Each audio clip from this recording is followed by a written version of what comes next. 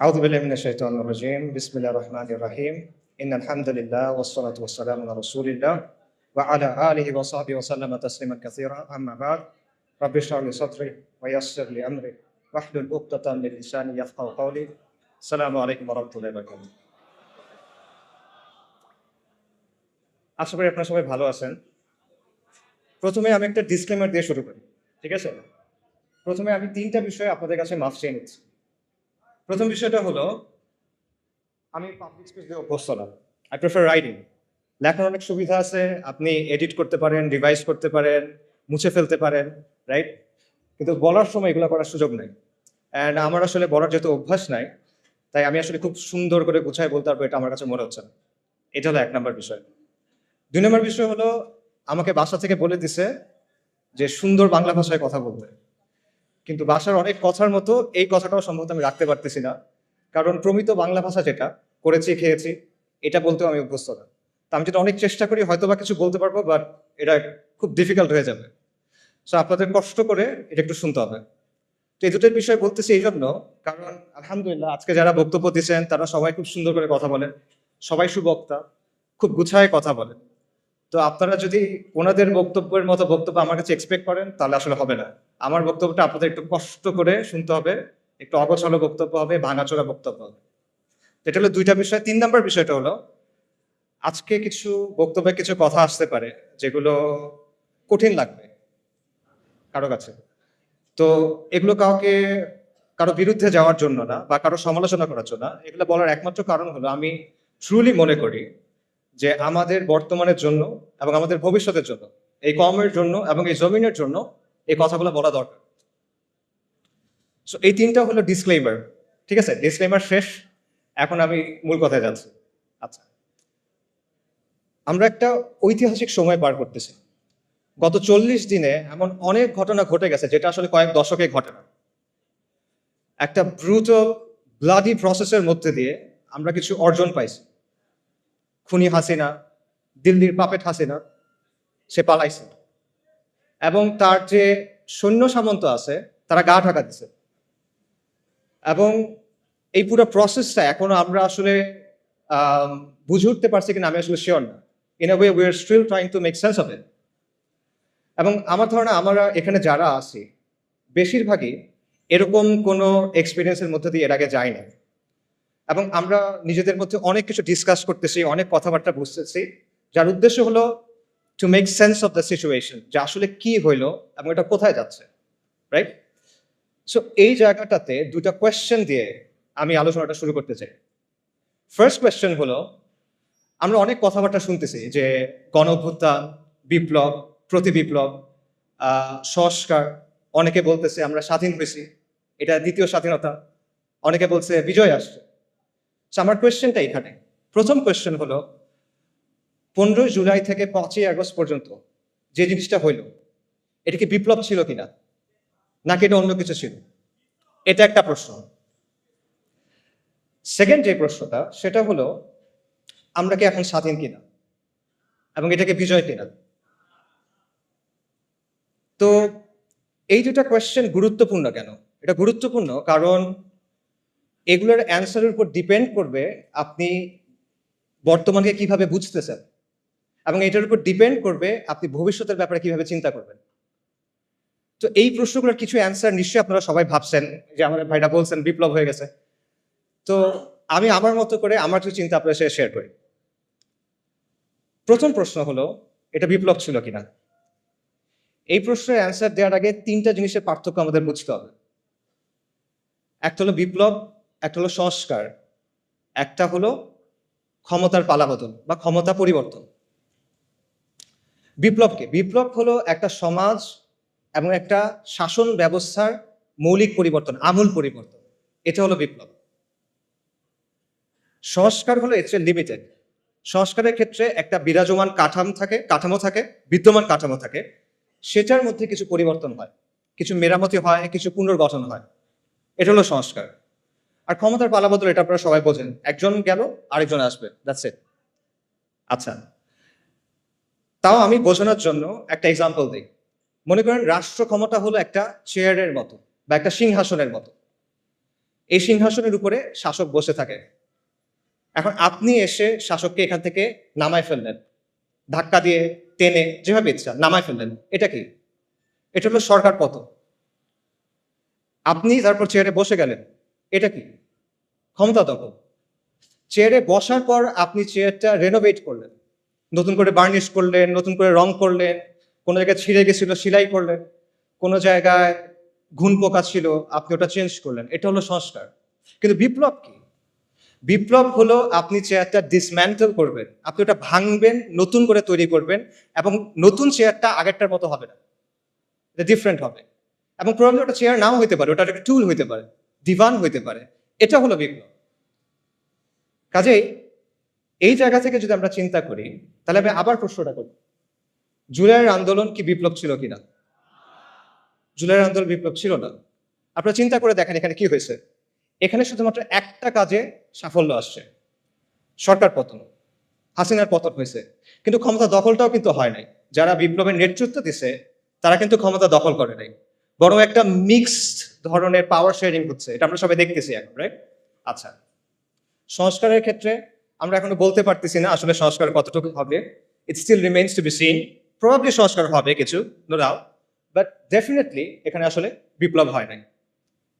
তাহলে এখন প্রশ্ন হলো, কেন এটা বিপ্লব হইল না? এতগুলো মানুষের কোরবানি, এত মানুষ অন্ধ হয়ে গেল, এত মানুষ পঙ্গু হয়ে গেল, এত কষ্ট, তাও এটা কেন বিপ্লব হয় নাই? এটার অ্যান্সারটা আসলে সহজ। কারণ এখানে কোনো বৈপ্লবিক আদর্শ ছিল না, এখানে কোনো বৈপ্লবিক পরিকল্পনা ছিল না, এখানে কোনো এটা কোনো মতাদর্শ প্রতিষ্ঠার জন্য, কোনো আদর্শ বা আকীদা প্রতিষ্ঠার জন্য এই আন্দোলন হয় নাই। এখানে কোনো ম্যানিফেস্টো ছিল না, কোনো কিতাব ছিল না। ইনফ্যাক্ট মানুষ এখানে কোনো নেতার পিছনেও নামে নাই। ইনফ্যাক্ট এই পুরো আন্দোলনটার মজার বিষয় হলো যে মানুষ এখানে আসলে কোনো কিছুর ফরে নামে নাই। তারা এখানে নামছে বিরুদ্ধে। কিসের বিরুদ্ধে? মানুষ এখানে নামছে গণহত্যার বিরুদ্ধে, জুলুমের বিরুদ্ধে। মানুষ এখানে নামছে আবু সাইদের উপর যে গুলি চালানো হয়েছে সেটার বিরুদ্ধে। মানুষ নামছে মুগ্ধ, আসহাবুল ইয়ামিন, ফাইয়াজদের উপর পাখির মতো গুলি করার বিরুদ্ধে। মানুষ নামছে আওয়ামী মিথ্যাচারের বিরুদ্ধে। এই যে লাশের চেয়ে মেট্রো রেল বেশি দামি, এই বয়ানের বিরুদ্ধে মানুষ নামছে, আওয়ামী মিথ্যাচারের বিরুদ্ধে মানুষ নামছে, আওয়ামী জাহেলিয়াতের বিরুদ্ধে মানুষ নামছে, এবং শেখ হাসিনার বিরুদ্ধে মানুষ নামছে। কিন্তু মানুষ কোনো বৈপ্লবিক আদর্শের জন্য নামে নেই। পুরো প্রসেসটা একবার চিন্তা করে দেখেন। কোটা সংস্কার এটা কিন্তু একটা জনমানুষের ইস্যু না। মানুষের কিন্তু সমর্থন দিয়েছে অবভিয়াসলি, বাট এটার জন্য মানুষ রাস্তায় নামতো, রাইট? কিন্তু মানুষ শেষ পর্যন্ত নামলো কেন? কারণ হাসিনার লাগাম ছাড়া বক্তব্য, তার একটার পর একটা ব্লান্ডার, তার ব্রুটাল রিপ্রেশন, এসবের কারণে শেষ পর্যন্ত মানুষ চিন্তা করলো যে এবার একটা এসপারোসর হইতে হবে, শি মাস্ট গো। এভাবে আসলে একটা দেশ চলতে পারে না।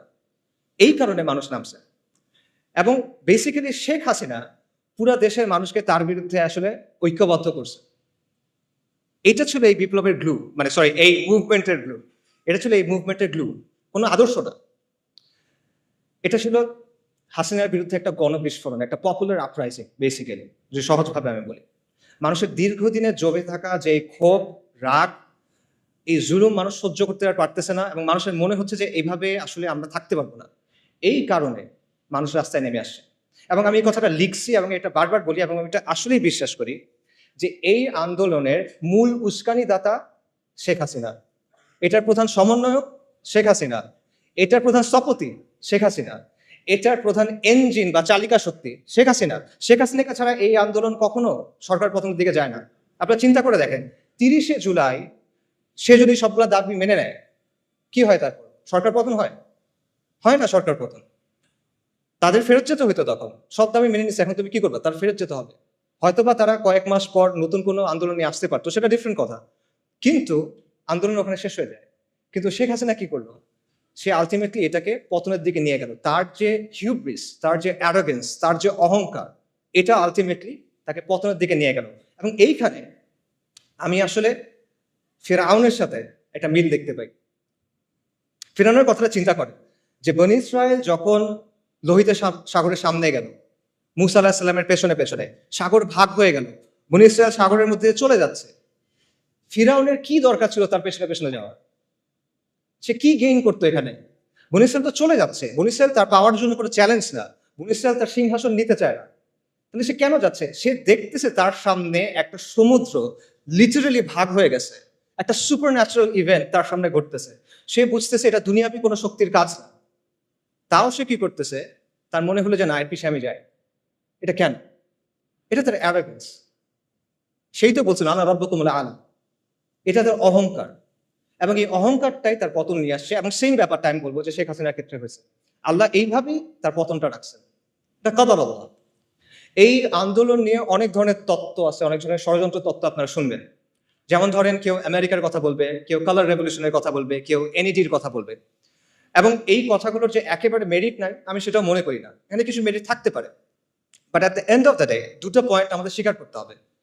সে দুটো পয়েন্ট হলো, শেখ হাসিনার বিরুদ্ধে পুরা বাংলাদেশের অধিকাংশ মানুষ একসাথে হয়ে গেছিল, একটা ইজমা হয়ে গেছিল যে she must go. And second পয়েন্টটা হলো, দুনিয়া চালায় কে? আল্লাহ। আল্লাহ মালিকুল মুলক, আল্লাহ আল জব্বার আল মুতাকাব্বির, এবং আল্লাহ আল লতীফ আস-সাতুর। ওয়াল্লাহু গালিবুন আলা আমরি ওয়ালাকিন আকসারান নাসি লা ইয়ালামুন। আল্লাহ তার কর্ম সম্পাদনে প্রবল, যদি অধিকাংশ মানুষ তা জানে না। অনেক মানুষের অনেক পরিকল্পনা থাকে, মাখলুকের অনেক পরিকল্পনা থাকে, অনেক ষড়যন্ত্র থাকে, but at the end of the day কার ইচ্ছা বাস্তবায়ন হয়? ওয়া মাকারু ওয়া মাকরুল্লাহ ওয়াল্লাহু খায়রুল মাকিরিন। সবাই পরিকল্পনা করে, আল্লাহও পরিকল্পনা করে, আল্লাহর পরিকল্পনা বাস্তবায়ন হয়। ওয়ালা গালিবা ইল্লাল্লাহ ওয়া হুয়া আলা কুল্লি শাইইন কাদির। সো এই বিষয়টা আমাদের মাথায় রাখা দরকার। আমরা যেন একটা ব্যালেন্স পজিশনে থাকি। ব্যাপারটা যেন এমন না হয় যে আমরা চিন্তা করতেছি যে কেউ সেভিয়ার আসছে আসমান থেকে নেমে বাংলাদেশকে অনেক কিছু করে দিবে, এরকম কিছু আমরা চিন্তা করার দরকার নাই। আবার আমাদের এটাও চিন্তা করার দরকার নাই যে সবকিছুই মনে হয় ইলুমিনাতি করে বা আমেরিকা করে বা অমুক কেউ করে। ব্যাপারগুলো আসলে এরকম না। দুনিয়া কন্ট্রোল করেন আল্লাহ। যাই হোক, আমি মূল আলোচনায় যদি ফেরত যাই, আমরা শুরু করছিলাম একটা প্রশ্ন দিয়ে, এটা বিপ্লব কিনা? এটা বিপ্লব না। এটা ছিল শেখ হাসিনার বিরুদ্ধে গণবিস্ফোরণ। এটা ছিল হাসিনার পতনের ব্যাপারে মানুষের মধ্যে যে মনোভাব অলরেডি চলে আসছিল, সেটা একটা বাস্তবায়ন। এবং এই জন্যই মানুষ যখন বুঝতে পারছে যে আলটিমেটলি আর কোনো অপশন নেই, আমাদের রাস্তায় নেমে যেতে হবে, তখন হাসিনার পতনটা নির্ধারিত হয়ে গেছে। এটা হয়তো একদিন পরে হয়েছে, এক সপ্তাহ পরে হয়েছে, এটা এক বছর পরে হইতে পারতো, বাট প্রসেসটা শুরু হয়ে গেছিল। এবং একই কারণে এখন আমরা অনেক ধরনের কথা শুনতেছি যে সাহি সেকুলারিজম আসতে হবে, সাহি লিবারাল ডেমোক্রেসি আসতে হবে। এই ব্যাপারগুলো আসলে আসবে না। কেন আসবে না? কারণ মানুষ এগুলোর ব্যাপারে কেয়ার করে না। মানুষ এগুলো আসলে বোঝেও না, যারা বোঝে তারা চায়ও না। এগুলো হলো ৭২-এর সংবিধানের মতো একটা বিষয়, যেটা আপনি মানুষের গায়ের উপর রেখে চালাই দিচ্ছেন। But at the end of the day the people don't care about this things. So ultimately অনেক কথাবার্তা আমরা শুনবো, নয়া রাজনৈতিক বন্দোবস্ত, তারপর সেকুলারিজম, ভালো সেকুলারিজম, লিবারাল ডেমোক্রেসি, বাট এগুলো আসলে আসবে না। কিছু সংস্কার হয়তো আসতে পারে, কিছু সংস্কার আসতে পারে। প্রবাবলি আমরা হয়তো দেখতে পাবো যে কেউ ২ টার্মের বেশি প্রধানমন্ত্রী হবে না, এরকম কিছু হতে পারে। প্রধানমন্ত্রীর অফিস এবং প্রেসিডেন্টের অফিস একটা পাওয়ার ব্যালেন্স হয়তো আসতে পারে, এটা হতে পারে, সমস্যা নাই। বাট অনেক গ্রাউন্ড ব্রেকিং কোনো চেঞ্জ আসবে, এটা মনে করার কারণ আমি দেখি না। এটা হলো ফার্স্ট কোয়েশ্চেনের অ্যান্সার। সেকেন্ড কোয়েশ্চেন যেটা, সেটা হলো এটা কি বিজয় কিনা, এটা কি স্বাধীনতা কিনা? এই প্রশ্নের অ্যান্সারটা আসলে অলরেডি স্পষ্ট হয়ে যাওয়া উচিত। তাও এটা আসলে বিজয় না, এটা সর্বোচ্চ একটা আংশিক বিজয় আমরা বলতে পারি, বাট এটা কোনো অর্থেই, কোনো সেন্সে এটা সামগ্রিক বিজয় হইতে পারে না। এটা কেন পারে না? এটার অনেকগুলো রিজন আছে, বাট আমি কিছু রিজন একটু আগে আলোচনায় চলে আসছে, বাট আমি আরো কয়েকটা রিজন বলি। প্রথম কারণটা হলো পোস্ট কলোনিয়াল স্টেট, উত্তর ঔপনিবেশিক রাষ্ট্র, একটা কঠিন বাংলা শব্দ। এটা একটা কারণ যে এই কাঠামোটা রেখে আপনি আসলে কখনো স্বাধীন হইতে পারবেন। এটা মানে কি? এটা মানে সহজভাবে বলি, এক সময় এটা ছিল আমাদের রাজত্ব, এটা আমাদের রাজত্ব ছিল। এটা পারফেক্ট ছিল না, এখানে অনেক সমস্যা ছিল, কিন্তু এটা আমাদের রাজত্ব ছিল। কিন্তু তারপর ফিরিঙ্গিরা আসছে, ব্রিটিশরা আসছে, ইউরোপিয়ানরা আসছে, এবং তারা এসে আমাদেরকে তাদের গোলাম বানাইছে, তারা এসে আমাদেরকে তাদের দাস বানাইছে, এবং তাদের একটা সিস্টেম আমাদের উপর চাপাই দিছে। এইটাই হলো কলোনিয়াল রাষ্ট্র। এবং এই কলোনিয়াল রাষ্ট্রের মূল উদ্দেশ্য হলো দুটা, একটা হলো কন্ট্রোল, একটা হলো এক্সপ্লয়টেশন, নিয়ন্ত্রণ এবং শোষণ। আর কোনো উদ্দেশ্য নেই। কলোনিয়াল যে ব্যুরোক্রেসি বা আমলাতন্ত্র, এটার উদ্দেশ্য ছিল এই দুটা। কলোনিয়াল যে পুলিশ, এটার উদ্দেশ্য ছিল এই দুটা। কলোনিয়াল যে সেনাবাহিনী, এটার উদ্দেশ্য ছিল এই দুটা। আজকে ফিরিঙ্গিরা নাই, ওরা চলে গেছে, অনেক আগেই চলে গেছে, কিন্তু ওদের যে সিস্টেম সেটা রয়ে গেছে। আজকে আমাদের যে ব্যুরোক্রেসি আছে, সেটা কলোনিয়াল ব্যুরোক্রেসির কন্টিনিউয়েশন, ধারাবাহিকতা।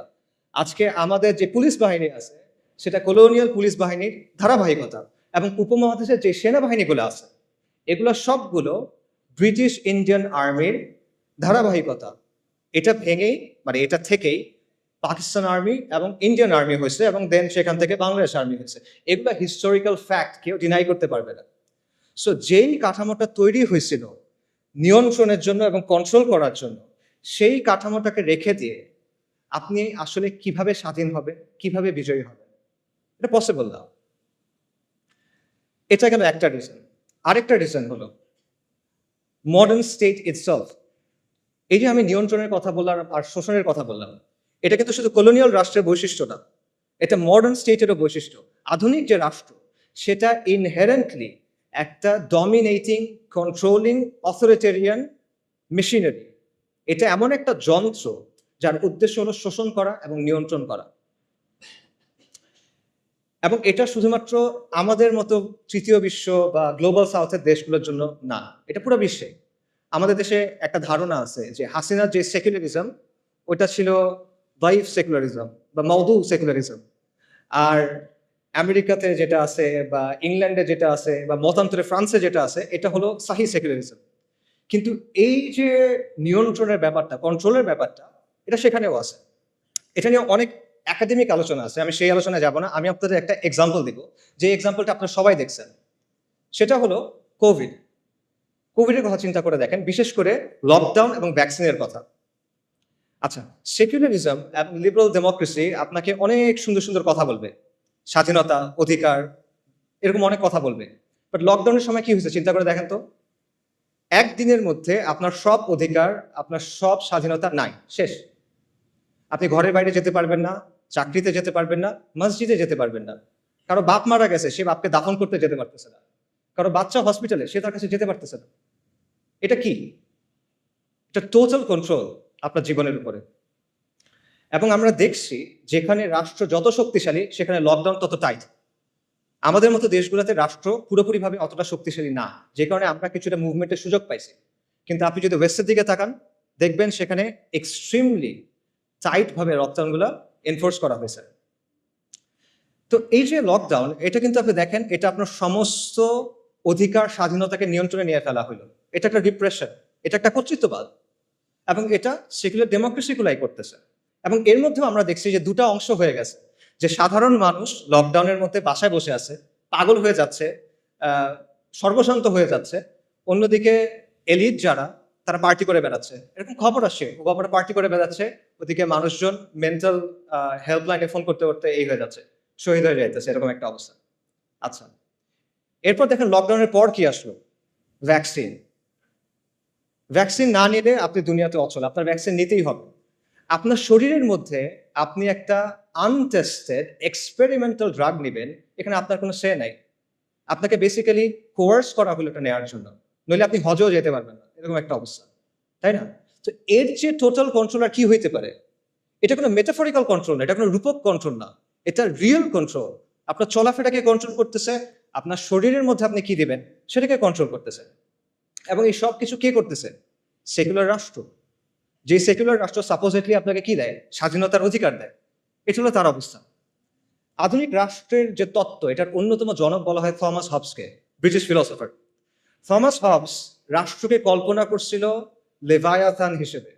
লেভায়াথান মানে কি? লেভায়াথান হলো একটা পৌরাণিক জীব, একটা মিথোলজিক্যাল, একটা মিথিক্যাল ক্রিচার। বাইবেলে এটার কথা আছে। এটা হলো একটা সামুদ্রিক জীব যেটার আকার অত্যন্ত বড়, এটাকে হারানো যায় না, এটা এতটা বড়, ওভারকাম করা পসিবল না। তো হবস রাষ্ট্রকে চিন্তা করছিল একটা দানবীয় শক্তি হিসেবে, এবং বাস্তবে তাই হয়েছে। রাষ্ট্র একটা দানবীয় শক্তিতে পরিণত হয়েছে, একটা সর্বব্যাপী ভয়ঙ্কর দানবে সে পরিণত হয়েছে, যে নিজেই আইন বানায়, যে নিজেই আইনের ব্যাখ্যা করে, এবং যে নিজেই আইনের প্রয়োগ করে। রাষ্ট্রের উপরে কোনো রেফারেন্স নাই, সবার উপর রাষ্ট্র সত্য, তাহার উপর নাই। রাষ্ট্র হলো অ্যালফা এন্ড দি ওমেগা, এরকমই অবস্থা। এবং আপনার জন্ম থেকে মৃত্যু পর্যন্ত প্রতিটা পদে পদে রাষ্ট্র আপনাকে নিয়ন্ত্রণ করতে চায়, রাষ্ট্র আপনাকে সার্ভেইল করতে চায়। বার্থ সার্টিফিকেট থেকে ডেথ সার্টিফিকেট, আপনার কল হিস্ট্রি থেকে আপনার চ্যাট লগ, আপনার ব্রাউজিং ডেটা, সবকিছু, আপনার মানে প্রত্যেকটা ট্রানজাকশন, আপনার ইনকাম ট্যাক্স, প্রতিটা জিনিসে রাষ্ট্র এসে হাত ঢুকায়। সে নিয়ন্ত্রণ করতে চায়, সে সার্ভেইল করতে চায়। এবং এটাই হলো পৃথিবীর ইতিহাসে আপনি খুঁজে পাবেন না যে এই মাত্রার নিয়ন্ত্রণ, এই মাত্রার এক্সপ্লয়টেশন কোনো সিস্টেমের মাধ্যমে হয়েছে, যেটা সেকুলার সিস্টেমের মাধ্যমে হয়েছে। কাজেই এবং এটাই হলো আসলে আধুনিক রাষ্ট্রের সভরেন্টির অর্থ। সার্বভৌমত্বের কথা আমরা বলি না, এটাই হলো সার্বভৌম শক্তির সত্যিকারের অর্থ। সার্বভৌম শক্তির প্রকৃত রূপ হলো এটা। যারা আপনারা জানতে চান এই ব্যাপারে, একজন জার্মান ফিলোসফার ছিল কার্ল শ্মিট, আপনারা তার লেখা পড়ে দেখতে পারেন, সেই ব্যাপারটা খুব ডিটেলে আলোচনা করছে। আজ পর্যন্ত এটা কোনো রিফিউটেশন আসে নাই, কারণ এটাই বাস্তব, এটি সভরেন্টির অর্থ। কাজেই আধুনিক রাষ্ট্রের মধ্যে আপনি আসলে কখনো মুক্তি পাবেন না, বিজয় পাবেন না। আধুনিক রাষ্ট্র আপনাকে কি দিবে? সে আপনাকে গাঁজা খাওয়ার স্বাধীনতা দিবে, মদ খাওয়ার স্বাধীনতা দিবে, জিনা করার স্বাধীনতা দিবে, এলজিবিটির স্বাধীনতা দিবে। এগুলো দিয়ে সে আপনাকে ভুলায় রাখবে, কিন্তু আসল স্বাধীনতা সে আপনাকে দিতে পারবে না। মজার ব্যাপার হলো, আজকে আমাদের এখানে যারা অনেক বৈপ্লবিক কথাবার্তা বলতেছে, তাদের দাওয়াতের মধ্যে আসলে বৈপ্লবিক কিছু নাই। তারা বেসিক্যালি ওয়েস্ট থেকে ধার করা কিছু টার্মিনোলজি এবং কিছু ধারণা প্রচার করতেছে, এবং এমন সব টার্মিনোলজি এবং ধারণা যেগুলো ওয়েস্টে অলরেডি অবসলিট হয়ে গেছে, তামাদি হয়ে গেছে। ওয়েস্টে আপনি দেখেন liberal democracy is on the retreat. পুরা পশ্চিমা বিশ্বে এখন একদিকে ফার রাইট, অন্যদিকে ফার লেফট, অর্থাৎ উগ্র ডানপন্থী এবং উগ্র বামপন্থীদের উত্থান হচ্ছে, এবং এই দুটার মাঝখানে যেটা আছে ভ্যানিলা, সেটা হলো লিবারাল ডেমোক্রেসি। এটার আবেদন হারাচ্ছে। এবং মাল্টিপোলার বিশ্বের কথা আপনারা সবাই শোনেন, মাল্টিপোলার বিশ্বে লিবারাল ডেমোক্রেসির ভাত নাই। এবং এটার যে বয়ানগুলো আছে অলরেডি এগুলো সব ভেঙে যাচ্ছে। লিবারাল ডেমোক্রেসির প্রধান একটা বয়ান হলো মানবাধিকার। গাজা জেনোসাইডে আমরা দেখছি যে মানবাধিকার বলে আসলে কিছু নাই। গাজাতে কি হয়েছে আমরা জানি, এটা আসলে বলতে গেলে ট্রমাটিক একটা এক্সপিরিয়েন্স হয়ে যাবে। মানে বাবা তার বাচ্চার কাছে গেছে, বাচ্চার ডেড বডি নাই, পলিথিনের ভিতরে করে সে ছিন্ন বিচ্ছিন্ন কিছু অংশ নিয়ে আসতেছে। মানবাধিকার কোথায়? যারা মানবাধিকার কথা সবচেয়ে বেশি বলে তারা হলো ইসরায়েলকে উইপেন্স দিচ্ছে, পলিটিক্যাল ক্লাউড দিচ্ছে, রাইট? সো মানবাধিকার কোথায়? মানবাধিকার বেসিক্যালি একটা আদর্শিক হাতিয়ার, যেটা ইউজ করে ওয়েস্ট তাদের জিওপলিটিক্যাল ইন্টারেস্ট অ্যাডভান্স করে, তাদের নিজেদের স্বার্থ হাসিল করে। একই কথা আন্তর্জাতিক আইনের ক্ষেত্রে। কই আন্তর্জাতিক আইন কই? ইসরায়েল নানা জায়গায় গিয়ে গিয়ে অ্যাটাক করতেছে, কনসুলেটের ভেতরে গিয়ে অ্যাটাক করছে, যেটা কখনো হয় নাই। কই আইন কোথায়? নাই আইন। এগুলো রেটরিক, যেগুলো ওয়েস্ট তাদের ইচ্ছা মতো ইউজ করে তারপর ফালায় দেয়। কিন্তু আমরা এগুলো বিশ্বাস করে বসে আছি, এবং আমরা মনে করছি এটা মনে হয় অনেক বৈপ্লবিক কিছু একটা। এবং ফাইনালি আপনি দেখেন গাজা এটাও প্রমাণ করছে যে ডেমোক্রেসি অ্যাকচুয়ালি ওয়ার্ক করে না। কেন এটা আমি বলতেছি? দেখেন, ওয়েস্টে অনেক মানুষ কিন্তু গাজা জেনোসাইডের বিপক্ষে, তারা এটার বিরুদ্ধে রাস্তায় মার্চ করছে, তারা প্রতিবাদ করছে, এটা আপনার স্বীকার করতে হবে, এবং আমরা এটা অ্যাপ্রিসিয়েট করি, আর তারা হেদায়েত করেন। কিন্তু তাও তারা এটা বন্ধ করতে পারতেছে না। অনেক মানুষ এটার বিরুদ্ধে, কিন্তু তারা এটা বন্ধ করতে পারতেছে না। এটা কেন? কারণ তারা যাকেই ভোট দিচ্ছে দেখা যাচ্ছে যেই ক্ষমতায় আসতেছে সে জার্নালিস্টদের পকেটে এবং সে গ্লোবাল এলিটদের পকেটে। তার মানে হলো ডেমোক্রেসির মধ্যেও, আবারও ডেমোক্রেসির যেটা আতুরঘর, সেই জায়গাতেও এটা আসলে জনগণের আকাঙ্ক্ষার প্রতিফলন করতে পারে না। ডেমোক্রেসি নিয়ে আপনি অনেক সুন্দর সুন্দর কথা বলতে পারেন, but at the end of the day it can be hacked. It can be hack very easy, যেটা আমরা দেখতেছি। কাজেই এত কিছুর পরও যারা ওই মানধাত্তা আমলের লিবারাল ডেমোক্রেসির কথা বলতেছে অনেক বৈপ্লবিক বয়ান হিসেবে, তারা আসলে ওয়ার্ল্ডের ট্রেন্ডটা বুঝতেছে না হয়তো, এবং তারা একটা ডেট এক্সপায়ার্ড মাল বিক্রি করার চেষ্টা করতেছে। তারা বিপ্লবের কথা বলতেছে, বাট তারা পশ্চিমা প্যারাডাইম থেকে বের হইতে পারতেছে না। তাদের মধ্যে পশ্চিমা আদর্শ নিয়ে এক ধরনের ফিক্সেশন আছে, তাদের মধ্যে পশ্চিমা থিওরি নিয়ে এক ধরনের ফেটিশিজম আছে। পশ্চিম যেটা বলছে ওটাই সহি, পশ্চিম যেটা বলছে ওটাই সমাধান, অল্প স্বল্প কিছু চেঞ্জ করতে হবে। Liberal democracy with Bangla characteristics, এটা হলে হয়ে যাবে। এই হলো তাদের প্রস্তাবনা। তো এগুলো করে আসলে আলটিমেটলি কোনো সমাধান হবে না। সো আমরা যদি আগের কথায় ফেরত যাই, এটা কি বিজয় ছিল কিনা, এটা মুক্তি ছিল কিনা? না, এটা ছিল না। যদি সহি সেকুলারিজম বা সহি লিবারাল ডেমোক্রেসি আসে, যেটা আসবে না, যদি আসে তাও সেটা বিজয় এবং মুক্তি হবে না। তাহলে মুক্তি কিসে? বাস্তবতা হলো আমাদের মুক্তি এবং পুরো বিশ্বের মুক্তি হলো ইসলামের মধ্যে। এটা আমি রেটরিক্যালি বলতেছি না, আমি ট্রুলি এটা বিশ্বাস করি। এটা ইসলামের মধ্যে আল্লাহর গোলামি মেনে নেওয়ার মধ্যেই হলো সৃষ্টির মুক্তি। কথাটা অনেকটা প্যারাডক্সিক্যাল লাগতে পারে যে গোলামির মধ্যে মুক্তি কিভাবে, কিন্তু এটাই বাস্তবতা। এটা 100% একটা লজিক্যাল কথা। কেন লজিক্যাল কথা? কারণ হলো দুনিয়ার বাস্তবতা হলো দুনিয়াতে আসলে সত্যিকার অর্থে কোনো ফ্রিডম নাই। এখানে অ্যাবসলিউট কোনো ফ্রিডম হয় না। প্রত্যেকটা ব্যবস্থায় আপনার কারো না কারো আনুগত্য স্বীকার করে নিতে হয়, আপনার কিছু না কিছুর উপর ঈমান আনতে হয়, কোনো না কোনো বিষয়কে আপনার ধ্রুব সত্য হিসেবে স্বীকার করতে হয়। এটা থেকে আপনি বের হইতে পারবেন না। ভ্যালু নিউট্রাল কোনো সিস্টেম হয় না, নিরপেক্ষ কোনো সিস্টেম হয় না। প্রত্যেকটা সিস্টেমের মধ্যে একটা না একটা রব থাকে যেটাকে মেনে নিতে হয়। এবং অ্যাবসলিউট আমরা মানে এর কথা বলে ফ্রিডম অফ স্পিচের কথা বলে, অ্যাবসলিউট ফ্রিডম অফ স্পিচ বলে কিছু নাই, অ্যাবসলিউট স্বাধীনতা বলে কোনো কিছু নাই। প্রত্যেকটা স্বাধীনতা হলো একটা বাউন্ডারির মধ্যে দেয়া স্বাধীনতা। দাবা খেলার সময় চিন্তা করেন, যখন আপনি কেউ যদি দাবা খেলে, সে দাবা খেলার নিয়ম মেনে যে কোনো চাল দিতে পারে, কিন্তু নিয়ম সে চেঞ্জ করতে পারে না। নিয়মটা মেনে তাকে খেলার টেবিলে বসতে হয়। সেম জিনিস, যে কোনো সিস্টেমে ওই সিস্টেমের নিয়ম মেনে আপনি স্বাধীন, কিন্তু এই নিয়মগুলো আপনি চ্যালেঞ্জ করতে পারবেন। কাজে প্রকৃত অর্থে আসলে কোনো স্বাধীনতা নাই। মানুষ প্রত্যেকটা সিস্টেমে কারো না কারো সামনে সাজদা করে। আমরা করতেছি না, আধুনিক মানুষ করতেছে না। আধুনিকতা আপনাকে রাষ্ট্রের গোলাম বানাইছে, আপনাকে মুক্ত বাজারের গোলাম বানাইছে, আপনাকে নফসের গোলাম বানাইছে। কাজে ইসলাম ছাড়া বাকি যা কিছু আছে সবকিছু হলো গায়রুল্লাহর গোলামি করা, আর ইসলাম হলো আল্লাহর গোলামি করা। তো আপনি কার গোলামি করবেন? আপনি মানুষের গোলামি করবেন, মাখলুকের গোলামি করবেন, তাকে আপনি আল্লাহর গোলামি করবেন। কাজে সত্যিকারের মুক্তি হলো গায়রুল্লাহর ইবাদত থেকে বের হয়ে এসে এক আল্লাহর দাসত্ব মেনে নেওয়া। যখন আপনি এটা করবেন, তখন আমরা মানুষ হিসেবে আমাদের যে কসমিক রোল, আমাদের যে মহাজাগতিক ভূমিকা আল্লাহ আমাদের জন্য ঠিক করে দিয়েছেন খালিফা হিসেবে, তখন সেটা আমরা পালন করতে পারবো। তখন আমরা পুরো সৃষ্টির সাথে হারমোনিতে আসতে পারবো। আধুনিকতা প্রকৃতিকে ডমিনেট করতে চায়, কন্ট্রোল করতে চায়, এটা করতে গিয়ে সে ক্লাইমেট ক্যাটাস্ট্রফি করে ফেলছেন। কিন্তু আপনি যখন আল্লাহর দাসত্ব মেনে নেবেন, তখন আপনি এটার সাথে হারমোনিতে আসতে পারবেন। এখানেই আপনি প্রকৃত মুক্তি পাবেন। এটা ছাড়া সত্যিকার অর্থে কোনো স্বাধীনতা নাই। আপনার জিডিপি যত হোক, আপনার যতগুলো মেট্রো রেল থাকুক, আপনার যত মাথা পিছু যত ইচ্ছা হোক, আপনার রাস্তা যত সুন্দর হোক, মুক্তি নেই। কমফোর্ট আছে, মুক্তি নেই। তো এখানে আরেকটা কোয়েশ্চেন আছে, সেটা হলো ইসলাম কিভাবে? আমি যদি বলি যে আলটিমেটলি মুক্তি হলো ইসলামে, তাহলে প্রশ্ন আসবে ইসলাম কিভাবে? তো এই কোয়েশ্চেনের অ্যান্সারটাও আমি প্রথম কোয়েশ্চেনের সাথে ট্যাগ করতে চাই। প্রথম কোয়েশ্চেনে আমরা তিনটা বিষয় নিয়ে কথা বলছিলাম: সরকার বদল, সংস্কার আর বিপ্লব। এখন এক এক করে আমাকে বলেন দেখি, সরকার পতনের মাধ্যমে কি ইসলাম আসবে? না, আসা সম্ভব না। এটা একটা সরকার গিয়ে আরেকটা সরকার আসবে, আসলো তো ইসলাম আসবে না। আচ্ছা, আমাকে বলেন সংস্কারের মধ্য দিয়ে আসবে কিনা? সংস্কারের মধ্যে দিয়ে এটা সম্ভব না। কারণ আপনি যে সিস্টেমটার মধ্যে আছেন সেটা হলো একটা সেকুলার লিবারাল, একটা সেকুলার ব্যবস্থা। এই ব্যবস্থাটা মৌলিকভাবে ইসলামের সাথে সাংঘর্ষিক। এখন আপনি কিভাবে সংস্কার করে করে এটাকে ইসলামে নিয়ে যাবেন? ইটস পসিবল না। আমি আপনাকে একটা এক্সাম্পল দিই। সংস্কারের সবচেয়ে বহুল ব্যবহৃত পদ্ধতি কি? ডেমোক্রেসি। ডেমোক্রেসি হলো ইনহেরেন্টলি একটা রিফর্মিস্ট অ্যাপ্রোচ, একটা রিফর্মিস্ট মেথড। ডেমোক্রেসিতে কি করা হয়? একটা ব্যবস্থার মধ্যে মৌলিক বিষয়গুলোর ব্যাপারে আমরা একমত, এর মধ্যে আমরা কিছু পরিবর্তন আনতে চাই, কিছু বিষয়ে মতপার্থক্য আছে, এগুলো আমরা সলভ করতে চাই। এই জায়গায় ডেমোক্রেসি কাজ করে, এবং ডেমোক্রেসি কাজ করে ইনক্রিমেন্টাল বা গ্র্যাজুয়াল চেঞ্জের মাধ্যমে। এখন আপনি আমাকে বলেন, আপনি কিভাবে অ্যাকচুয়ালি এই প্রসেসে সেকুলার রাষ্ট্র থেকে ইসলামী ব্যবস্থায় যাবেন? আমি আপনাদের বাংলাদেশের এক্সাম্পল দিই।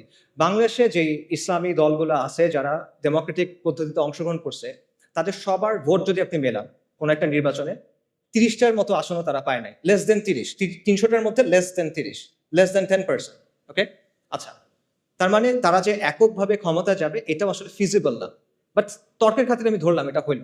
মনে করেন বাংলাদেশের কোনো একটা ইসলামী দল অথবা সবগুলো ইসলামী দলের কোনো একটা জোট, তার 160টা আসন পেয়ে গেল, ক্ষমতায় গেল। আলহামদুলিল্লাহ, অনেকে বলে ফেলবে ঠিক আছে গেল, তারপর কি হবে? তারপর কি হবে? তারপর কিভাবে ইসলাম আনবেন আপনি? আপনি সংবিধান পরিবর্তন করে করে আনবেন? পসিবল না। কি পরিবর্তন করবেন? আপনার সংবিধান আপহেল্ড করতে হবে। এটা শপথ নিয়ে আপনি গেছেন। আপনি যদি বলেন যে ঠিক আছে, সংবিধানের মধ্যে আপনি লিখে দিলেন যে কোরআন সুন্নাহ বিরোধী কোনো আইন করা হবে না, তাহলে হয়ে গেল শরিয়া কায়েম? না, হবে না। এর চেয়ে অনেক সুন্দর সুন্দর কথা পাকিস্তানের সংবিধানে আছে, চমৎকার চমৎকার সব কথাবার্তা আছে, but at the end of the day ওটা স্টিল একটা সেকুলার রাষ্ট্র। কাজে সংস্কারের মাধ্যমে আপনি জিনিসটা করতে পারবেন না। এবং দেখেন, এই যে আমরা যে আলোচনাগুলো শুনতেছি বিপ্লব গণঅভ্যুত্থান নিয়ে, ওখানে কিন্তু এই কথাগুলো আসতেছে যে গণ অভ্যুত্থানের বৈধতা আপনি সংবিধান থেকে পাবেন না, গণঅভ্যুত্থান করতে হলে সংবিধানের বাইরে গিয়ে করতে হবে। এই কথাগুলো আসতেছে না? নতুন গঠন করতে হলে পুরনো সংবিধান দিয়ে হবে না। তো আপনি যদি এতটুক কাজ সংবিধানের মধ্যে না করতে পারেন, আপনি সেকুলারিজম থেকে ইসলামী ব্যবস্থায় যাবেন, সেটা আপনি কেমনে সংবিধানের মধ্যে দিয়ে করবেন বা কেমনে এই প্রসেসের মধ্যে দিয়ে করবেন? এটা আনরিয়ালিস্টিক, ইট ইজ পসিবল না, ইম্পসিবল। এখানে আরো অনেকগুলো বিষয় আসলে আছে, অত কথা বললাম না, সময় হয়ে যাচ্ছে। দুটো পয়েন্ট বলি। আপনি দেখেন মিশরে, আলজেরিয়াতে ইসলামিস্টরা ক্ষমতায় আসছিল, কিন্তু ডিপ স্টেট তাদের বিরুদ্ধে কু করছে, তাদেরকে সরাই দিয়েছে। তিউনিসিয়াতে সেম জিনিস হয়েছে, কিন্তু তিউনিসিয়াতে যারা ক্ষমতায় আসছিল তারা ইসলামিস্ট ছিল না, তারা ছিল সাবেক ইসলামিস্ট যারা পরবর্তীতে লিবারাল ডেমোক্রেট হয়েছে, তাদেরকেও কু করে সরাই দিয়েছে। এবং এই ব্যবস্থায় যারা গেছে তারা নিজেরা চেঞ্জ হয়ে গেছে। 1980-র দশকে অনেকগুলো মুসলিম দেশের ইসলামী মুভমেন্টগুলো অনেক তর্ক বিতর্কর পর একটা সিদ্ধান্ত নিয়েছিল যে ঠিক আছে, আমরা ইসলাম কায়েমের জন্য ডেমোক্রেটিক পদ্ধতি ইউজ করব। এটার উদ্দেশ্য কি? আমরা ক্ষমতায় যাব, তারপর আমরা ধীরে ধীরে ইসলাম কায়েম করার চেষ্টা করব। ভালো উদ্দেশ্য। তারপর কি হয়েছে? 40 বছর পর হয়েছে যে আমরা দেখতেছি যে তারা নিজেরা এখন আর ইসলামী রাষ্ট্রের কথাই বলে না। এদের অনেকেই, সবাই না, অনেকেই। এরা এখন কি বলে? এখন তারা বলে কল্যাণ রাষ্ট্রের কথা, ওয়েলফেয়ার স্টেট, প্লুরালিজমের কথা। এরা এখন বলে যে লিবারাল ডেমোক্রেসির কথা। অর্থাৎ তারা সিস্টেমে ঢুকছিল সিস্টেমটা চেঞ্জ করার জন্য, সিস্টেমের জায়গায় আছে, তারা চেঞ্জ হয়ে গেছে। এটা হলো অবস্থা। তো সংস্কারের মধ্য দিয়ে আসলে এইভাবে এই পরিবর্তন সম্ভব না। বাস্তবতা হলো, আপনি যদি সেকুলার ব্যবস্থা থেকে যে ট্রান্সফরমেশনটা প্রয়োজন ইসলামী ব্যবস্থায় যাওয়ার জন্য, সেটার জন্য প্রয়োজন বৈপ্লবিক পরিবর্তন এবং রেভলিউশনারি মিনস। এটাই বাস্তবতা। এবং এটা শুধুমাত্র ইসলামের ক্ষেত্রে প্রযোজ্য না, এটা যে কোনো ব্যবস্থার ক্ষেত্রে প্রযোজ্য। যখন পৃথিবীতে রাজতন্ত্রের বদলে রিপাবলিক আসলো, তখন সেটা বৈপ্লবের মাধ্যমে আসছে, বৈপ্লবিক পদ্ধতির মাধ্যমে আসছে, এবং এটা একটা ঐতিহাসিকভাবে প্রমাণিত সত্য। এটা এমন একটা কনক্লুশন যেটা অ্যাভয়েড করা সম্ভব না। আপনি ধাপে ধাপে চিন্তা করেন। আপনি যদি মুসলিম হন, আপনাকে শরিয়া চাইতে হবে, নন নেগোশিয়েবল। কেউ মুসলিম, সে শরিয়া চায় না, এটা পসিবল না, এটা কুফর। কেউ যদি মনে করে ইসলামের চেয়ে ওই জিনিসটা বেটার, কেউ যদি মনে করে ইসলামের চেয়ে ওই জিনিসটা অগ্রাধিকার পাওয়ার মতো, কেউ যদি মনে করে দুটো সমান, এটা কুফর আকবর। অর্থাৎ যদি মুসলিম হয় তাকে শরিয়া চাইতে হবে। আর সেকুলার ব্যবস্থা মৌলিকভাবে ইসলামী ব্যবস্থার সাথে সাংঘর্ষিক, এই দুটা কো এক্সিস্ট করতে পারে না। একটা আরেকটাকে ডমিনেট করার চেষ্টা করবে, সেটা হবে না। আচ্ছা, এবং আমরা দেখতেছি যে সেকুলার ব্যবস্থাকে সংস্কারের মাধ্যমে চেঞ্জ করে করে আপনি আলটিমেটলি ইসলামী ব্যবস্থায় যেতে পারতেছেন না। তাহলে অপশন কি বাকি থাকে আপনার? বৈপ্লবিক পরিবর্তন ছাড়া আপনার আর কোনো অপশন বাকি থাকে না। কিন্তু বৈপ্লবিক পরিবর্তন নিয়েও আসলে আমাদের মধ্যে অনেক ভুল ধারণা আছে। বাস্তবতা হলো যে আমাদের চিন্তা ভাবনাগুলো আসলে বেশিরভাগ সময় খুব রেটরিক ভিত্তিক। আমরা ঢালাও কথাবার্তা বলি, আমরা অনেক আবেগ কথাবার্তা বলি, আমরা অনেক জজবার কথা বলি, কিন্তু আমরা দলিল, আদিল্লা, রিয়ালিটির অ্যানালিসিস, লজিক এগুলোর দিকে তাকাই না। আমরা অনেক সময় চিন্তা করি যে বিপ্লব মনে হয় একটা ওভারনাইট ব্যাপার, রাতারাতি হয়ে যাবে। অথবা আমরা মনে করি যে আমি যা করতেছি করতে থাকবো, একদিন দাগ দিবে কেউ একজন, বিপ্লব হয়ে যাবে। ব্যাপারগুলো এরকম না আসলে। এখানে কিছু ম্যাটেরিয়াল কন্ডিশনস আছে, অথবা আপনি বলতে পারেন যে এখানে কিছু আসবাবের দুনিয়ার কিছু শর্ত আছে যেটা আপনার পূরণ করতে হবে। সেটা পূরণ না করলে আপনি এটা পারবেন না। একটা এক্সাম্পল দেয়, পানি কখন ফুটে? পানির বয়লিং পয়েন্ট কত? 100 ডিগ্রি সেলসিয়াস। এটা কি মুমিনের জন্য একরকম, কাফেরের জন্য আরেক রকম? না, এটা সবার জন্য সেম। কেন সে? আল্লাহ দুনিয়ার নিজাম, আল্লাহ ঠিক করে দিচ্ছেন এভাবে, সবার জন্য এটা সেম। তো সমাজ এবং রাষ্ট্রের মধ্যেও এরকম কিছু ম্যাটেরিয়াল কন্ডিশনস আছে যেটা আপনার পূরণ করতে হবে। এই জিনিসটা আপনি আবেগ বা জজবা দিয়ে আমরা হকের উপর আছি জাস্ট এই বিষয়টা দিয়ে আপনি বাইপাস করতে পারবেন না। এই রিকোয়ারমেন্ট আপনাকে ফুলফিল করে আসতে হবে। হ্যাঁ, এমন হইতে পারে যে কাফেরদের জন্য যে রিকোয়ারমেন্ট, সেখানে আমাদের কিছু অ্যাডিশনাল রিকোয়ারমেন্ট থাকতে পারে। যেমন আমাদের ইমানি, আমলি, শারঈ, আকাইদি কিছু রিকোয়ারমেন্টস থাকবে, যেটা একটা কমিউনিস্টের থাকবে না। কিন্তু ম্যাটেরিয়াল রিকোয়ারমেন্ট সেম, এটা আপনার লাগবে। তো এটা বাইপাস করে আপনি আসলে বৈপ্লবিক পরিবর্তনের দিকে যেতে পারবেন। এটা না করে আপনি যদি শুধু বলেন যে আমার ইমান আছে, আমার অনেক জজবা আছে, আমরা তো হকের উপর আছি, এভাবে আর হবে না। এটা তাওয়াক্কুলের ভুল বুঝ। বাস্তবতা হলো বৈপ্লবিক পরিবর্তন একটা লম্বা, জটিল, রুক্ষ প্রক্রিয়া, কঠিন একটা প্রক্রিয়া। এর মধ্যে নানা ধরনের জটিলতা আছে এবং এটার মধ্যে মাল্টি স্টেজ আছে, মানে মাল্টিপল স্টেজেস আছে, একাধিক স্টেজ আছে। ব্যাপারটা এভাবে চিন্তা করেন, মনে করেন আপনি কালকে আম খাইতে চান, আপনি আজকে গাছ লাগালেন, এটা হবে?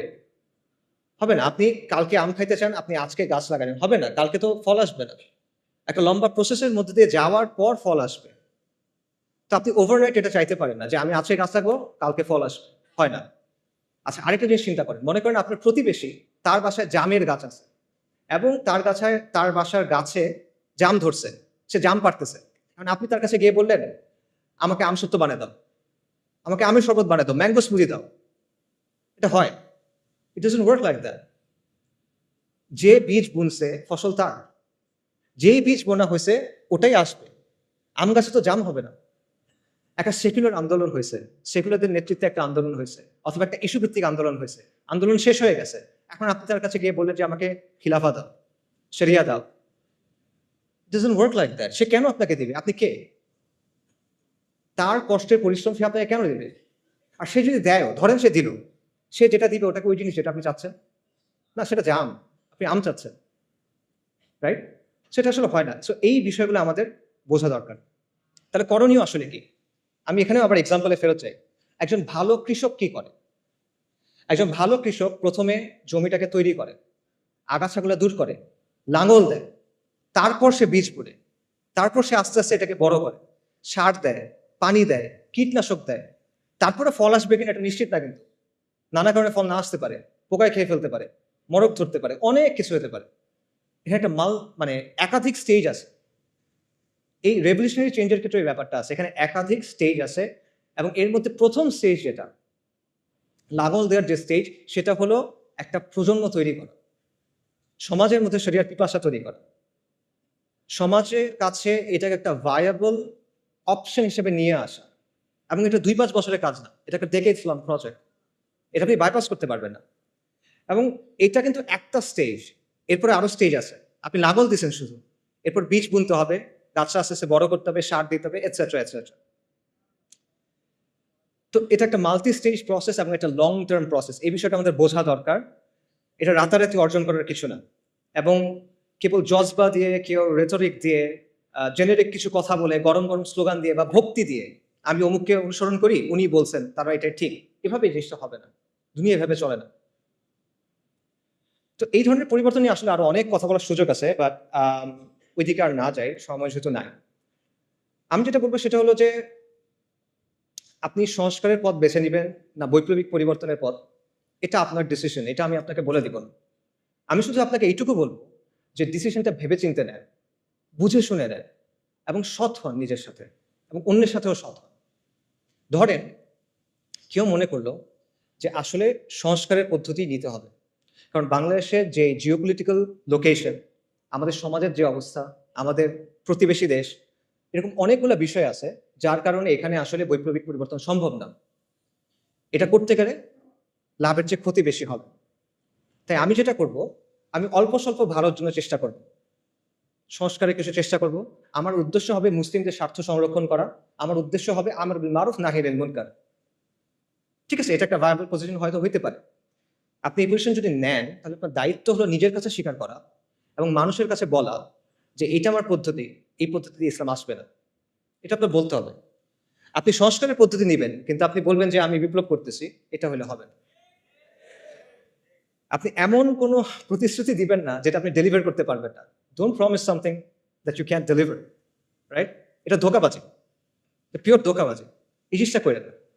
আপনি বলেন যে না আমি পারবো, আমি এতটুকু জানি ভাই, আমি এতটুকু করছি, আই ক্যান রেসপেক্ট দ্যাট, কিন্তু যেটা নাই ওটা বলে লাভ নেই। একইভাবে আপনি যদি বৈপ্লবিক পথ নেন, তাহলে রেটোরিক্যাল আলাপ, ভক্তির আলাপ, এই জিনিসপত্রগুলো ছেড়ে দিয়ে আপনি প্র্যাকটিক্যাল রিয়েলিস্টিক আলাপে আসেন। আপনি মেটেরিয়াল কন্ডিশনগুলো নিয়ে চিন্তা করেন, ঠিক আছে? এবং এইসব চিন্তা বাদ দেন যে মনে করেন হঠাৎ কোনো একটা ঘটনা ঘটবে, হঠাৎ ডাক আসবে, আর আমরা সবাই রাস্তায় নেমে যাবো, ইনকিলাব ইনকিলাব, ইন্তিফাদা ইন্তিফাদা। না, এটা একটা লম্বা প্রসেস, যেটা আমি আগে বলতেছিলাম। কাজে মোট কথা হলো যে সংস্কার বা বিপ্লব আপনি যেই পথে নেন, it's your choice, no problem. বা বুঝে শুনে নেন, নিজের অবস্থানের ব্যাপারে সৎ হন, ধোঁকাবাজি করেন না, মানুষের সাথে না, নিজের সাথে না, তরুণদের সাথে না। এটা অনেক বড় একটা দায়। এই দায় নিয়ে আপনি আলোর সামনে দাঁড়াতে চান না আসলে। আচ্ছা, একটা কথা দিয়ে শেষ করি, সেটা হলো যেটাই আপনি পছন্দ করেন, সংস্কার অথবা বিপ্লব, দুটা ক্ষেত্রে আপনার আসলে একটা কাজ করতে হবে। যদি আপনি চান আগামীর বাংলাদেশে ইসলাম শক্তিশালী হোক, তাহলে আপনি যে তরিকায় নেন, আপনার একটা কাজ করতেই হবে, এটা না করলে হবে না। সেই কাজটা কি? এটাও একটা প্রশ্ন দিয়ে বলি, আমাদের সমাজের সেন্ট্রাল কনফ্লিক্ট কি? আমাদের সমাজের প্রধান দ্বন্দ্ব কি? প্রধান দ্বন্দ্ব কি আমি বোঝাই। মনে করেন রাসূলুল্লাহ সাল্লাল্লাহু আলাইহি সাল্লাম যখন নবুয়ত পাইলেন, তখন পৃথিবীতে কিন্তু অনেক ঘটনা ঘটতেছিল। রোমান আর পার্সিয়ানদের মধ্যে যুদ্ধ চলতেছিল, ব্যাপক যুদ্ধ, অনেক বছর ধরে। আরবে বিভিন্ন রাজাদের মধ্যে যুদ্ধ চলতেছিল। জাজিরাতে কুরাইশদের বিভিন্ন গোত্রের মধ্যে রেষারেষি চলতেছিল, এটা আমরা জানি, বনু উমাইয়া, বনু হাশিম, নানা কাহিনী। আফ্রিকাতে অনেক সাম্রাজ্য ছিল, তাদের মধ্যে যুদ্ধ চলতেছিল। এইসবের মাঝখানে আপনি যদি ওই সময়ের একটা পেপার পাইতেন, মনে করেন ওইখানে আসলে রাসূলুল্লাহ সাল্লাল্লাহু আলাইহি ওয়াসাল্লামের নিউজটা যখন উনি নবুয়ত পাইছেন, এটা কোথায় আসতো? মনে করেন ৮ নাম্বার পেজে ছোট্ট একটা ইঞ্চি করে একটা খবর আসতো, তাই না? কিছু না আসলে মনে করতো মানুষ। But at the end of the day এটাই ছিল মূল ঘটনা। যদি আমরা পৃথিবীর একটা হিস্ট্রি লিখি, রাসূলুল্লাহ সাল্লাল্লাহু আলাইহি ওয়াসাল্লাম হলেন বা আম্বিয়ায়ে কেরাম হলেন মূল ক্যারেক্টার, এবং তাদের সাথে যেগুলো ঘটতেছে এগুলো হলো মূল স্টোরি লাইন, বাকি সবকিছু হলো সাইড ক্যারেক্টার, সাইড কোয়েস্ট, পার্শ্ব চরিত্র, রাইট? তার মানে ওই সময় পৃথিবীতে মূল কনফ্লিক্ট কোনটা ছিল? ইমান বনাম শিরক, তাওহীদ বনাম শিরক, ইমান বনাম কুফর, দ্যাটস ইট। সিমিলারলি আপনার চিন্তা করতে হবে যে আমাদের সমাজে মূল কনফ্লিক্ট কোনটা। কারণ আপনি যখন মূল কনফ্লিক্টে ফোকাস করবেন, তখন আপনি একটা সমাজকে একটা পরিণতির দিকে নিতে পারবেন, নইলে পারবেন না। তা আমাদের সমাজে সেন্ট্রাল কনফ্লিক্ট কোনটা? আমরা অনেক কথাবার্তা বলি। আগে বলা হয়তো আওয়ামী লীগ বনাম বিএনপি, ভারত বনাম আমেরিকা, বা ভারত বনাম চায়না, শাহবাগ বনাম অ্যান্টাই শাহবাগ, ফ্যাসিজম বনাম অ্যান্টাই ফ্যাসিজম, অনেক কথা বলা হয়। But at the end of the day এগুলো কোনোটাই আমাদের সমাজের সেন্ট্রাল কনফ্লিক্ট না। এগুলো যদি সলভ হয়ে যায়, তাও আপনি বিজয় পাচ্ছেন না, মুক্তি পাচ্ছেন না, যেটার কথা আমরা বললাম।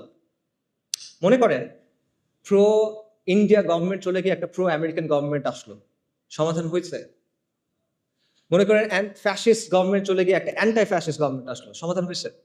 মনে করেন কালকে থেকে শাহবাগ নাই বাংলাদেশে, সমাধান হবে?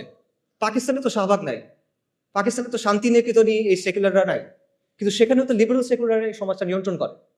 বাংলাদেশের আগে পাকিস্তানে ট্রান্সজেন্ডার আইন পাস হয়ে গেছে, কিভাবে? সেখানে তো শাহবাগই নাই। সো শাহবাগই ভ্যানিশ করে দেন, আপনার সমস্যার সমাধান হচ্ছে না। সমাধান হলো মূল কনফ্লিক্টের জায়গাটা, এবং মূল কনফ্লিক্টটা হলো ইসলাম বনাম সেকুলারিজমের দ্বন্দ্ব, আল্লাহর আইন বনাম গায়রুল্লাহর আইনের দ্বন্দ্ব, আল্লাহর শরিয়া বনাম মানুষের শরিয়ার দ্বন্দ্ব, ইসলাম বনাম মানুষের বানানো তন্ত্র মন্ত্রের দ্বন্দ্ব। এটাই হলো মূল কনফ্লিক্ট। আল্লাহ আযজা ওয়া জাল্লা কোরআনে কি বলছেন? সব আম্বিয়ায়ে কিরামকে কোন দাওয়াত দিয়ে পাঠানো হয়েছে? নবী রাসূলকে কোন দাওয়াত দিয়ে পাঠানো হয়েছে? আল্লাহ আযজা ওয়া জাল্লা বলছে, ওয়ালাকাদ বাআসনা ফি কুল্লি উম্মাতির রাসূলান আন ইবুদুল্লাহা ওয়াজতানিবুত তাগুত। আমি প্রত্যেক উম্মার কাছে রাসূল প্রেরণ করছি এই মর্মে যে তোমরা আল্লাহর ইবাদত করো, তাগুতকে বর্জন করো। কুফর বিত তাগুত ওয়া ঈমান বিল্লাহ। এখন আপনি আমাকে বলেন, যদি আপনি আল্লাহর উপর বিশ্বাস আনেন, তাহলে আপনি আল্লাহর আইনকে বাদ দিতে পারবেন? এটা পসিবল? পসিবল না। আপনি যদি আল্লাহর উপর বিশ্বাস আনেন, আপনি গায়রুল্লাহর আইন মেনে দিতে পারবেন? পসিবল না। তাহলে আপনি যদি ঈমান বিল্লাহ এবং কুফর বিত তাগুত চান, তাহলে অবশ্যই আপনাকে মানতে হবে যে ইসলাম এবং সেকুলারিজমের মধ্যে একটা প্রচন্ড দ্বন্দ্ব আছে, এবং এটাই আসলে সবচেয়ে বড় দ্বন্দ্ব। আপনাকে কেউ বাধ্য করতেছে না আজকে যে তুমি গিয়ে লাত মানাত উজ্জার সামনে গিয়ে সাজদা করো। কেউ আপনাকে বলতেছে না যে তুমি হুবালের সামনে গিয়ে একটা জিনিস কোরবানি করো, কেউ বলবে না। কিন্তু সে কি বলবে? আল্লাহর আইন ছাড়ো, গায়রুল্লাহর আইন ধর, সে এটা আপনাকে বলবে। সো এইটাই হলো সেন্ট্রাল কনফ্লিক্ট, এবং এই বিষয়টাকে আমাদের দাওয়ার মূল ভিত্তি বানাইতে হবে, এবং আমাদেরকে এটা সমাজের মূল প্রশ্নে পরিণত করতে হবে, যেটা আমরা পারি নাই। এখানে আমরা স্পেকটাকুলারলি ফেল করছি। বাংলাদেশের সাধারণ মানুষ যখন তার ভবিষ্যৎ নিয়ে চিন্তা করে, সে কি বলে? দেখেন সে কিসের কথা বলে? সে বলে ডেমোক্রেসির কথা, সে ভোটের কথা বলে, সে অর্থনীতির কথা বলে, কিন্তু সে কিন্তু শরিয়ার কথা বলে না। তো এটা সেকুলারদের সাফল্য যে তারা তাদের স্লোগান, তাদের চিন্তাগুলো মানুষের কাছে পৌঁছে দিতে পারছে, এবং আমাদের ব্যর্থতা যে এত ইম্পর্টেন্ট একটা বিষয় আমরা মানুষের কাছে পৌঁছে দিতে পারি নাই। কাজে যদি আমরা ইসলামের বিজয় চাই, তাহলে অথবা আমরা ইসলামকে শক্তিশালী করতে চাই, আবারও বলতেছি, আপনি সংস্কার চান অথবা আপনি বিপ্লব চান, এই কাজটা আপনার করতেই হবে। ইসলাম এবং সেকুলারিজমের মধ্যে যে দ্বন্দ্ব, এটাকে আপনার সমাজের সেন্ট্রাল কনফ্লিক্টে পরিণত করতে হবে। বাকি সবকিছু সেকেন্ডারি। হ্যাঁ, অবশ্যই ব্যক্তি পর্যায়ে আপনি দাওয়া করবেন ইমান, আমল, আকীদার, অফকোর্স এটা বাদ যাবে না। বাট যখন আপনি সামষ্টিক পর্যায়ে যাবেন, সমাজের কথা বলবেন, তখন এটা আপনার দাওয়ার মূল কেন্দ্র হতে হবে। পাশাপাশি আরেকটা জিনিস আপনাকে করতে হবে, সেটা হলো মানুষের জীবনের সাথে যে জড়িত যে বিষয়গুলো আছে, যেগুলো নিয়ে মানুষ কনসার্ন, সেগুলো নিয়ে আপনার কথা বলতে হবে এবং সেটা বলতে হবে ইসলামের জায়গা থেকে। এবং এটাও নবী রাসূলদের দাওয়ার সুন্নাহ। নবী রাসূলগণ তাওহীদের দাওয়াত দিয়েছেন, অবশ্যই সত্য। একই সাথে তারা কিন্তু সমাজের জুলুম এবং অনাচারের বিরুদ্ধে কথা বলছেন। ফিরআউন বনী ইসরায়েলকে বন্দী করে রাখছিল, তাদের উপর জুলুম করতেছিল। আল্লাহ যখন মূসা আলাইহিস সালামকে ফিরআউনের কাছে পাঠালেন, মূসা আলাইহিস সালাম গিয়ে কি বললেন? আল্লাহর ইবাদত করো, আল্লাহর উপর ঈমান আনো, বনী ইসরায়েলের উপর জুলুম করা বন্ধ করো, বনী ইসরায়েলকে ছেড়ে দাও। লূত আলাইহিস সালাম তার কওমকে কি বললেন? যে তোমরা এই বিকৃত কাজ ছেড়ে দাও। তারা কিন্তু ঈমান আনে নাই তখনও, তাও তিনি এটা বলতেছেন। শুআইব আলাইহিস সালাম মাদিয়ানবাসীকে কি বলছেন? যে তোমরা আল্লাহর উপর ঈমান আনো এবং ওজনে কম দিও না, পরিমাপে কম দিও না, কারণ ওটা ছিল ওই সমাজের সবচেয়ে বড় সমস্যা। কাজে এটা পরিষ্কার যে নবী রাসূলগণ শুধুমাত্র তাদের জাতিকে তাওহীদের দাওয়াত দেন নাই, পাশাপাশি সমাজের যে বিরাজমান সমস্যাগুলো ছিল, বড় বড় সমস্যা, সেগুলো নিয়ে তারা কথা বলছেন এবং এটা আপনাকেও করতে হবে। এটা আম্বিয়া কেরামের দাওয়াত সুন্নাহ এবং এটা আমাদের করতে হবে। আমরা বলি যে ইসলাম হলো কমপ্লিট কোড অফ লাইফ। তাহলে দ্রব্যমূল্যের সমস্যা, বেকারত্বের সমস্যা, যে বিষয়গুলো নিয়ে মানুষ পেরেশান থাকে, এগুলো ইসলামের মধ্যে নাই, এগুলো শরিয়ার বিষয় না। আপনি এগুলো নিয়ে কথা বলবেন না? কেন বলবেন না? তাহলে এটা Islamic complete code of life কিভাবে হইলো? আপনার কথা তো আপনার কাজের সাথে মিলবে না তখন। এই কাজটা আমাদের করতে হবে এবং এটা শুধু, আবারও আমি বলতেছি, এটা শুধু ঢালাও বক্তব্য দিয়ে হবে না। আপনার প্র্যাকটিক্যাল সমাধান তার সামনে আনতে হবে, আপনার প্র্যাগম্যাটিক সমাধান তার সামনে আনতে হবে ইসলামের জায়গা থেকে। আপনি এটা বললে হবে না যে ইসলাম সব সমস্যার সমাধান দেয়। আপনার বলতে হবে ইসলাম অমুক সমস্যার সমাধান এভাবে দেয় এবং এটা হলো বেস্ট সমাধান, এটা আপনার বলতে হবে। এবং এইভাবে, এমনভাবে আপনার মানুষের সামনে ইসলামী ব্যবস্থার একটা ভিশন তুলে ধরতে হবে, যাতে করে মানুষ যখন চিন্তা করে ভবিষ্যৎ নিয়ে, তখন সে মনে করবে যে হ্যাঁ, আমি শরিয়া চাই। এটা আমরা করি না। এখানে আমাদের অবস্থান জিরোর কাছাকাছি, হয়তো 1%, 100-র মধ্যে। আমার মনে হয় 1%ও না। সামারি করি। আপনার উদ্দেশ্য সংস্কার হোক অথবা বিপ্লব। যদি আপনি আগামীর বাংলাদেশে ইসলামকে শক্তিশালী করতে চান, আপনার দুটা কাজ করতেই হবে। প্রথম কাজটা হলো ইসলাম ও সেকুলারিজমের যে দ্বন্দ্ব, এটা সমাজের মূল দ্বন্দ্বে পরিণত করতে হবে। এটাকে দ্বন্দ্ব হিসেবে চিহ্নিত করতে হবে, এটাকে দাওয়ার মূল কেন্দ্রবিন্দু বানাতে হবে এবং এটাকে সমাজের মূল প্রশ্নে পরিণত করতে হবে। কার্যকরীভাবে মানুষের কাছে সেটা আপনার পৌঁছায় দিতে হবে এবং শুধুমাত্র সমালোচনার মাধ্যমে না, গঠনমূলক আলোচনার মাধ্যমে। শুধু সমস্যা নিয়ে কথা বললে হবে না, সমাধানের কথা বলতে হবে এবং শরিয়াকে একটা ভায়াবল অপশন হিসেবে আপনি প্রেজেন্ট করতে হবে। দ্বিতীয়ত, সমাজের মধ্যে যে জুলুম আছে, যে অনাচার আছে, যে বিষয়গুলো নিয়ে মানুষ কনসার্ন, সেগুলো নিয়ে আপনার ইসলামের বেসিসে তার পাশে গিয়ে দাঁড়াইতে হবে, তার সাথে কথা বলতে হবে এবং এই দুইয়ের সংমিশ্রণে আপনি সামাজিক শক্তি অর্জন করতে পারবেন। এবং এই জন্য আমাদের আসলে অনেক নতুন নতুন উদ্যোগ নিতে হবে এবং আমাদের we have to think outside the box. আমাদের দেশে আলহামদুলিল্লাহ অনেক দিনই কাজ হয় এবং এগুলো খুবই প্রয়োজনীয়, এগুলো চলুক, কিন্তু আপনার এখানে একটা শূন্যস্থান আছে, এটা বুঝতে হবে। এই শূন্যস্থান পূরণ করার চেষ্টা করতে হবে এবং এই জন্য অনেক ইনিশিয়েটিভ দরকার, এই জন্য প্রচন্ড ডেডিকেটেড ভাবে কাজ করার মানুষ দরকার, পাগল হয়ে কাজ করবে এমন মানুষ দরকার। You have to be relentless, you have to be tireless and you have to be proactive. আর কোনো অপশন নাই আসলে। এবং এটার অংশ হিসেবে কিছু কিছু উদ্যোগ নেওয়া হচ্ছে। একটা উদ্যোগের কথা আপনারা হয়তো বা জানেন, একটা লিফলেট আপনারা পাইছেন, ইসলামিক সোশ্যাল অ্যাক্টিভিস্ট নেটওয়ার্ক। ইনশাল্লাহ এটার ব্যাপারে আপনারা এরপরে আরো জানবেন এবং আমরা আশা করব যে আপনারা এটার সাথে থাকবেন, সামিল থাকবেন, এটাকে সাপোর্ট করবেন। এর পাশাপাশিও আসলে আরো অনেক ধরনের উদ্যোগ দরকার এবং এখানে অনেক যোগ্য মানুষ আছেন, জ্ঞানীগুণী মানুষ আছেন। আমি বলবো আপনারা সবাই এই বিষয়গুলো নিয়ে চিন্তা করেন, আপনার কাজ করতে হবে। কাজ করার সময় এখন, এরপরে এটা আপনি আর পাবেন না। If not now then when. এখন যদি কাজ না করেন কখন করবেন? যদি আপনি না করেন তাহলে কে করবে? আমার কথা এতক্ষণ শোনার জন্য সবাইকে ধন্যবাদ। আমি স্পেসিফিক্যালি সিয়ানকে এবং রফিক ভাইকে ধন্যবাদ জানাবো অ্যারেঞ্জ করার জন্য। আর জুলাই আন্দোলনের সময় এবং এই বন্যার সময় আমাদের যারা মারা গেছেন, আমরা তাদের সবার রুহের মাগফিরাত কামনা করি। ওয়া আখিরু দাওয়ানা আলহামদুলিল্লাহি রাব্বিল আলামিন। আসসালামু আলাইকুম ওয়া রাহমাতুল্লাহি ওয়া বারাকাতুহু।